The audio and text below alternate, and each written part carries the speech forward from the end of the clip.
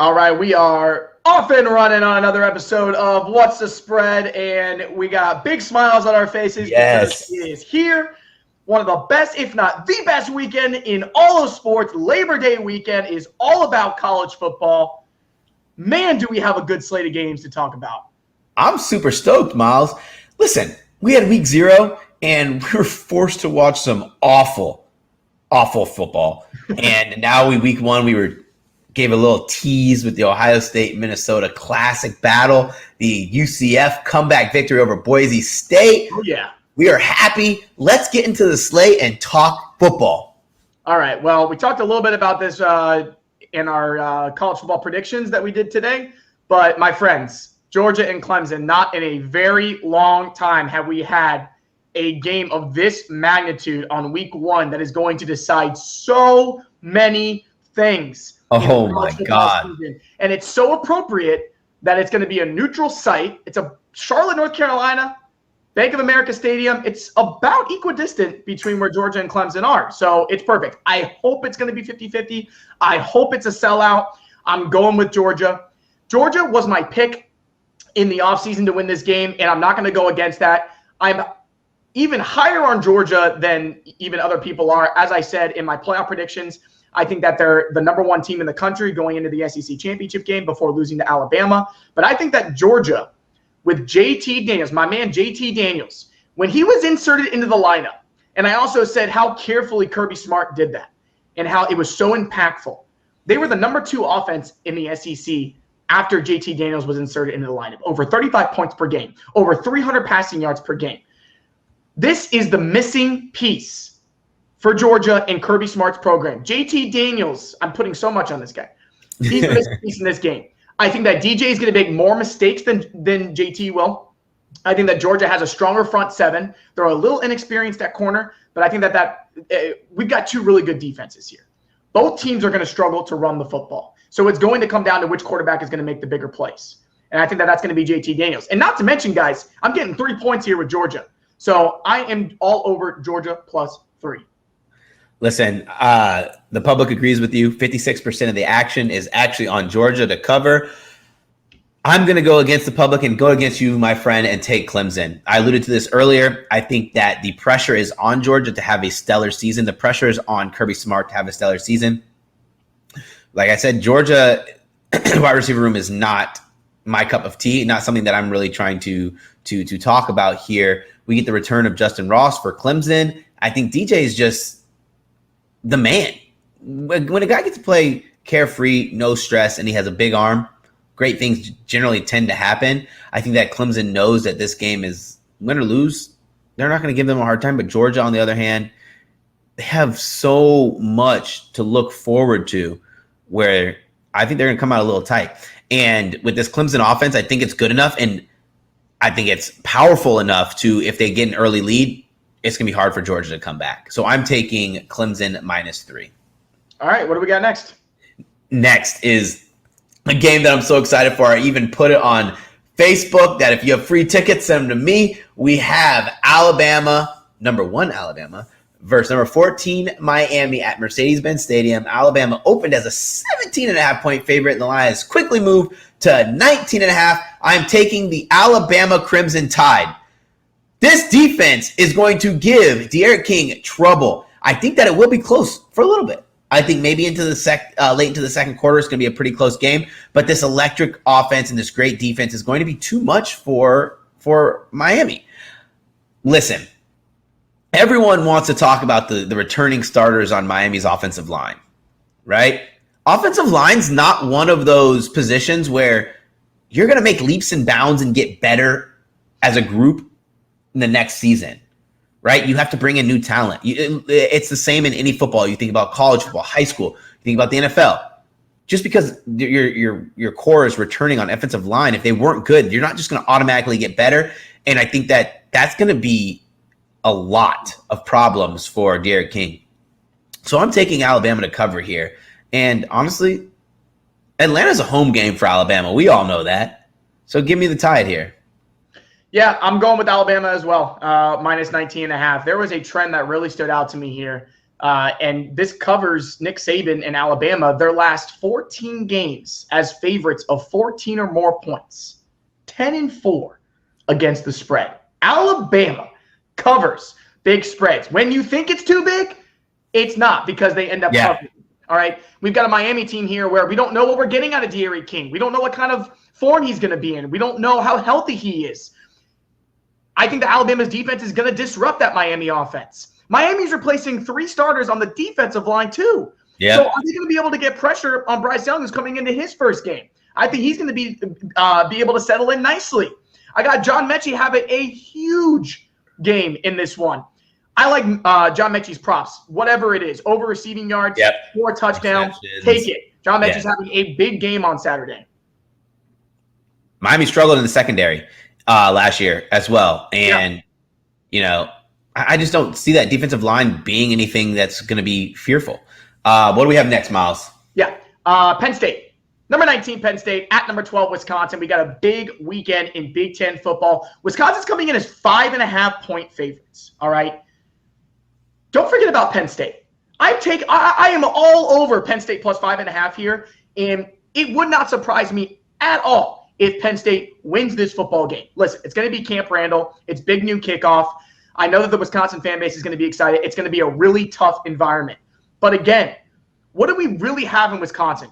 What do we really have in Graham Mertz? Guys, he only had like 2 good games. Yeah. He didn't feel good the rest of the season. Now, I'm not saying that Sean Clifford is anything special for Penn State, because he's not. But we've got Sean Clifford versus Graham Mertz. I think it's going to be a low-scoring game. I think that both offenses are really going to struggle to get going in this one. I think that it comes down to the final drive either way. And I think that there's just too much they're just too close for me. I think 5.5 is a lot of points. I'm actually really surprised that it is that high. And then the last thing I'll say, Penn State, their last 11 games as an underdog, 8-3 against the spread. That is James Franklin magic. Penn State's going to make a statement on Saturday. No, I totally agree, Miles. I'm on the same token as you. I think it's going to be very low scoring, and generally the best sides to take in low scoring games are the underdog, because anything can happen, just like in soccer, just like in basketball. Low scoring, I think those 4-5 point spreads are very hard to cover for the favorite. And Wisconsin, in their last 4 conference games, 0-4 against the spread, and we have a Penn State team who finished the season strong. They finished the season strong in a COVID year where they honestly didn't have to play. They didn't have to do anything at the end of the year because they were out of it. They were demoralized early, but they finished strong, 4-0 against the spread to end the season. I like them here. I like them to upset and win. All right, moving on to another Big Ten clash. Number 17, Indiana, at number 18, Iowa. Get your popcorn out, because these 2 Big Ten matchups are going to be close. We got Iowa as minus 3.5, so a little bit more manageable of a spread here. I picked Iowa to win the West. I think that they're the best team in that division. Indiana's going to have a really good season, but Iowa's going to win this game, and they're going to cover the spread. Listen, both teams have been really good against the spread recently. Indiana is 8-1 against the spread in their last 9 games. Iowa is 5-1 against the spread in their last 6 games. So it comes down to, what can you trust in this game? To me right now, Iowa is more of a constant, especially at home. Kinnick Stadium is one of the toughest places to play in the entire country, and it is going to be rocking. Indiana is getting Michael Penix back.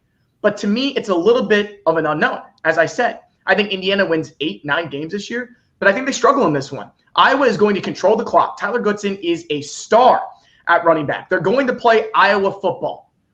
The thing with a season like Indiana is, it's so difficult to have consistency in these leagues, in these Power 5 leagues. It is so, especially for programs like Indiana, who don't have a history of consistent play.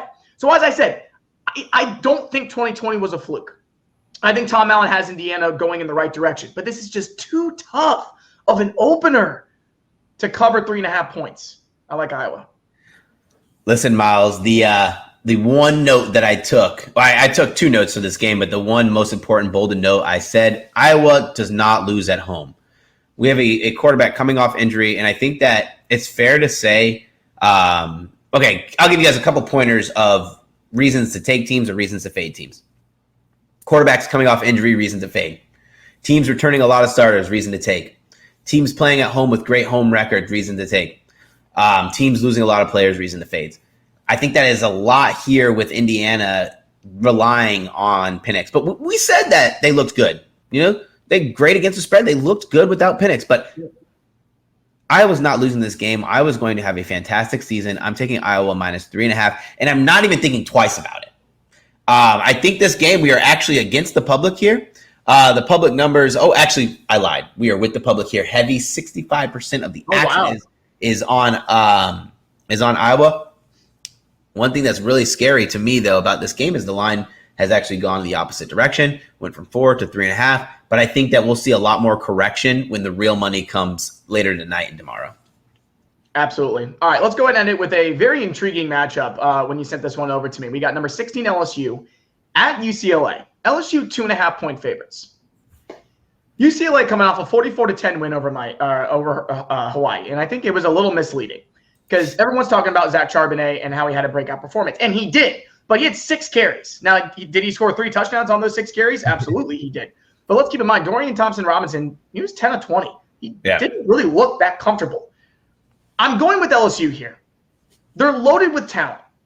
We got Max Johnson at quarterback, who I am not a believer in. But to me, this is a week 1 game where I think talent is going to win out. Now, if LSU was sitting around like a 4, 4.5, 5-point favorite, then I may go the other way because I do think it's going to be a really close game. But I think that LSU's defense is going to be the one to make more stops. And that's why I'm going with the Tigers. Go Tigers. I'm actually going on the opposite side here. And for me, this is solely a fade on the public. This game is nuts. Listen, 63% of the action is on Louisiana, right? But 63% of the money is on UCLA. I think that UCLA had the ability to get that tune-up game, and Thompson can't play any worse. Honestly, he can't play any worse than he did last game. Fair. And for me, that is fair and good enough for me to go ahead and go with the Bruins. Listen, I'm not getting behind. I'm not freaking getting behind the LSU hype that everyone's been talking about. Listen, you've been low on LSU all offseason, okay? I know. Let's not forget that they won a national championship 18 months ago, whatever the hell it was. All right, Brad, let's slow down a little bit with the LSU hate. But hey, I mean, they looked awful last year. Yes. They looked lost. If it wasn't for a shoe, then they wouldn't have had any big game or any big wins. Yeah, no, I agree. But man, this is a really intriguing matchup to me. With the Pac-12 SEC, you got LSU coming off a really disappointing 2020 season. You've got a UCLA program that is looking for that marquee win. And I think LSU, now I will say LSU being ranked 16 is way too damn high. Way too high. In my top 25, but I had them lower. But this is a chance. This is a big statement game for these two programs who find themselves in very different positions. It's always tough to fade the SEC against the Pac-12. So, and I'm actually doing that. So we'll see where my head is at right before game time. But I think I have to fade the public on this one. All right, that was fun, guys. We went through those games. We got a big weekend of college football. Yes. Also, check out our we did our predictions episode this week, which is a little bit longer, has a little more content where we go through our conference winners, we go through our college football playoff predictions. All of that is there. Make sure you check it out. That's all I gotta say about that. No, we are going to have an introduction to our new segment, The Goal Line. Please stay tuned, guys. Miles, my freaking man over here, has been killing it in his articles. Make sure you follow him on Twitter, and that's Miles on Sports. Follow me on Twitter, where I give my picks and my articles as well, at Mr. Brad Thomas. Tune in for the next segment. Yeah, let's get to the goal line. Yes. All right, welcome to the Goal Line, a brand new segment on What's the Spread, where we end every show by bringing in our favorite sports handicappers from the Twitterverse to give us their best bets of the weekend. Today we have our very good friend Vaughn Dalzell. Follow him at VMoneySports. Vaughn, my friend, how we doing? I'm doing well today. I'm super excited for week 1. Had a fun week 0, a couple surprises. Most of it was pretty vanilla in my opinion. So I'm ready for Saturday to just get rocking. How are you guys feeling today? So good. I'm so glad you're joining us. I was telling Miles that, I was stuck up in Detroit working and trying to watch football as much as I possibly could. We got a great appetizer with two very exciting games last night in Ohio State and Minnesota, and UCF and Boise State. So I'm excited to hear your picks and kind of talk about them a little bit. Yeah, so I got two plays I wanted to give to you guys today. The first one might not be as exciting as the next one. I will be honest with that. But I like BYU and Arizona on Saturday. It's a nightcap game, one of the last games of the evening. So you can end your night on this, hopefully a cherry on top Saturday. And it's minus 12. I got them at the 11.5. You can get it 12, 12.5 still. I'm okay with that, mostly because Arizona, 11 of their 12 losses are by 10 or more points. Incredible losing streak, completely new coach Fish, who's playing two quarterbacks in the first half. And he also said, hey, week 2 and 3, we got home field advantage. We're going to get this place crowded and packed. You're not even talking about week 1, buddy. BYU is no slouch of a team. They got Jaron Hall running and a passing quarterback. I think he's going to be okay with BYU on Saturday. So I'm going to take them. I think they cover by 2 touchdowns here. And I think we're going to be surprised how good BYU looks in this game, but how bad they might look the next 2 weeks after that. Yeah, no, I totally agree with that look here. Let's think about the time when Arizona had Sumlin and everyone was so high on them. This program is going to be amazing. Yeah. And honestly, I think he did the program an injustice. And they're god-awful, easy to fade. I'm excited for this post-Wilson era at BYU because now they have the true dual-threat quarterback. It's going to be fun to watch, and I will be tailing that action. Yeah, that Arizona program is in a free fall right now. And as you said, Vaughn, like this BYU program is no joke. I mean, there is a reason why the Big 12 is, going after them for their expansion. But listen, I love the picks after dark. Me and Mr. Brad Thomas, some of our favorite things to do. Never go to bed early. There's always good football action on late at night on a Saturday night. So I'm digging it. Awesome. Yeah, so you have another pick? I feel like that play a lot. That's going to be my biggest play as of now for the weekend at Unit. Yeah, cool. And then for the next play, I'm going to be rolling with Clemson and Georgia. Now, everybody in the world is going to be betting this and watching this game. I got Clemson -3. I like them in this spot against the spread as the favorite on neutral field. 5-1 since 2018. Georgia, not as good. 0-2 on the money line, 1-1 since then. They don't play too many neutral fields, but this one goes into Clemson's favor for 2 main reasons for me. One, they're playing in Raleigh down at the Panther Stadium. That's where the last 4 ACC championships were. Clemson won all 4 of those. Clemson also has 9 returners back on defense, where Georgia only has 5. And those 9 guys, especially the defensive line for both teams, are going to be rotating and very good. But I like Clemson's overall defensive unit better, even though both teams have stud quarterbacks. Great game. Clemson by a field goal. What side are you guys on? I am actually on Clemson with you. I'm using a lot of the pressure play for my pick. I think that the lights and the stage is going to be bright for Georgia. Clemson could come in here with a elite quarterback and no pressure. Dabo is one of the best culture coaches in college football, and he, just like when he came out with the rest of y'all and they went on to win a national championship, he's going to come out with the no pressure and everyone against us kind of mantra that he's going to play. I really do like Clemson's defense, and I think that they can get enough stops early where if I were to have to pick a team that was going to come back in a game here, it's going to be a team like Clemson. But I don't think if Georgia goes down 2 scores, they're not coming back.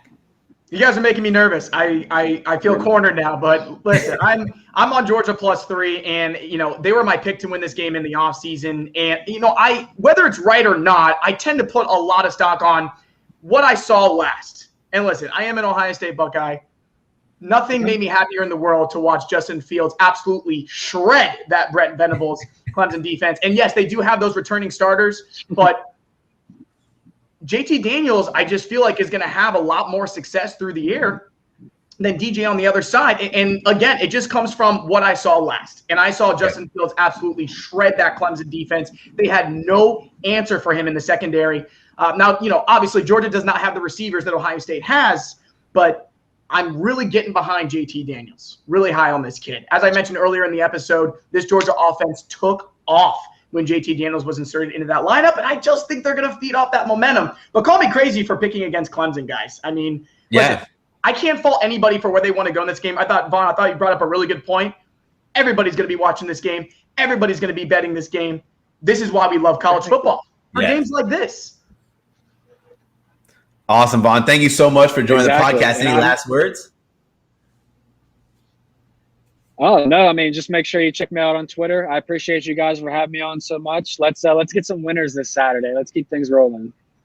Yes, let's get some winners, guys. Be sure to follow Vaughn on Twitter, VMoney Sports. He gives out plays every day, articles, and he also does videos. He's a freaking legend. Guys, thank you so much for listening to What's the Spread podcast. Be sure to download and rate and subscribe. Take care. Best of luck and have a great college football Saturday.